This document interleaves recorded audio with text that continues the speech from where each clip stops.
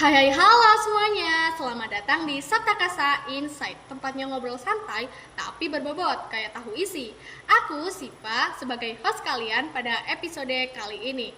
Nah, kali ini kita bakal ungkit topik yang bakal bikin perut kalian keroncongan nih. Yap, benar, kuliner. Tapi jangan salah, kita nggak cuma bahas tentang kuliner aja, kita juga bakal bahas gimana sih hubungan antara kuliner dan budaya. Dan hari ini tentu aja aku nggak sendirian dong. Aku udah ditemenin dua narasumber yang ada di sebelah kanan dan sebelah kiri aku. Langsung aja perkenalan ya. Halo, perkenalkan nama aku Aulia, aku dari kelas 11-7. Hai, kenalin aku Ika dari kelas 11-7. Halo Kak Al dan Kak Ika. Hai. Gimana nih kabar kalian berdua? Alhamdulillah baik. Nah, sebelum nyebar ke pembahasan, aku mau nanya nih ke kalian berdua. Kalian itu tim yang suka kulineran gak sih? Wah, itu udah pasti. Kuliner itu udah kayak hobi utama aku sih, kalau tentang makan-makan gitu. Berarti hobi itu bisa juga makan ya? Bisa. Ngomong-ngomong soal makan, jadi keinget tukang bakso nih. Kalau ada tukang bakso, auto ngacir nggak sih? Kamu suka tukang baksonya? Nah, bukan dong. Nanti sukanya baksonya kan, tapi betul sih aku setuju banget. Bakso itu udah kayak mantan yang gak bisa dilupain kan. Tapi bedanya ya kak, bakso itu gak nyakitin, malah bikin bahagia hati sama bahagia perut kan. Berarti kamu gagal move on? Ya aku gamon sih, aku gamon. Oke, aku juga setuju sih kalau tentang perbaksoan ini. Bakso itu nggak pernah PHP. Oke, back to topik kita ya. Nah, semua tahu kan makanan itu cuman asal dilahap, masuk perut, terus keluar lagi. Tapi di sini dengar-dengar ada hubungan antara makanan sama budaya nih. Nah, menurut kalian berdua, gimana sih konteks itu bisa diceritain di sini? Gampangnya sih gini ya kak, di Indonesia setiap daerah tuh kan punya makanan ciri khas tersendiri. Nah, makanan itu biasanya punya cerita, bisa dari sejarah, bahan lokal, sampai ke cara masaknya yang unik-unik juga. Berarti makanan itu bisa bicara? Bukan, itu beda lagi. Contohnya tuh gini, kayak lebaran kemarin nih, ada rendang dong. Rendang itu makanan wajib. Rempahnya tuh strong, kayak omelan mama kalau kita mau keluar malam-malam nggak sih? Betul banget. Nah benar sih, rendang itu emang bestie banget ya namanya sama yang lebaran.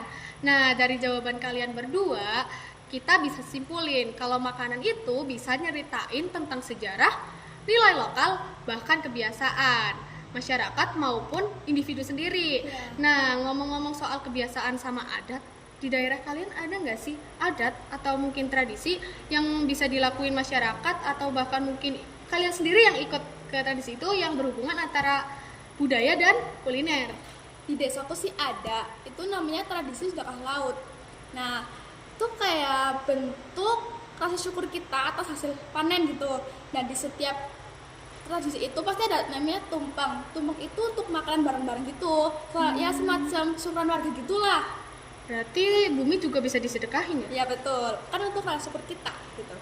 Nah, kalau di desaku itu ada namanya sedekah laut. Jadi semacam ritual syukur juga, tapi bedanya untuk laut. Terus juga ada makanan lautnya juga yang bejibun banget, asal nggak nyebur aja sih. Kalau gitu namanya kolam renang. Nanti lomba. Iya bener. Nah udah kelihatan banget kan kalau makanan itu emang selalu nyambung sama yang namanya budaya. Nah terakhir nih pertanyaan buat kalian berdua. Menurut kalian kenapa sih kuliner itu harus dilestariin? Soalnya gini, itu kan warisan budaya. Kalau nggak kita jaga nanti bisa hilang kak.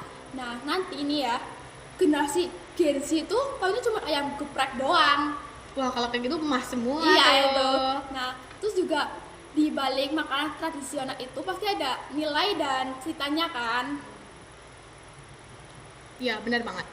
Nah gimana sih cara biar kita itu bisa ngelestariin budaya itu biar nggak punah dan generasi-generasi berikutnya itu pasti tahu dari mana asal makanan itu, bahkan bisa tahu budaya itu dari makanan.